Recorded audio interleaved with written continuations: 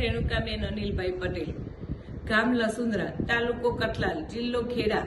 મારી દીકરી પલકબેન અનિલભાઈ પટેલ સવારે કોલેજ જવા નીકળી હતી। દરરોજ બપોરે 2 કે 3 વાગે પાછી આવે। એ પરત પાછી ન આવતા મેં એને ફોન કર્યો, ફોન લાગતો ન હતો, સ્વિચ ઓફ આવ્યો। તો સાંજે 2-3 વાગ્યા સુધી એનો 4 વાગ્યા સુધી ફોન સ્વિચ ઓફ આવ્યો। તો એમને શોધખોળ ચાલુ કરી। શોધખોળ ચાલુ કરતા અમને 9-10 વાગ્યા સુધી શોધખોળ ચાલુ જ રાખી। ના મળી તો અમે પોલીસ સ્ટેશન જઈ જાણ કરી કે મારી દીકરી ઘરે પરત ફરી નથી, મારી દીકરી શોધવામાં મને મદદ કરો। મદદ કરતા 2-4 દિવસે જાણવા મળી પોલીસમાં કે બેન તમારી દીકરીએ લગ્ન કરી લીધા છે, પણ મારી મરજી મને ખબર નથી, મારી મરજી નથી।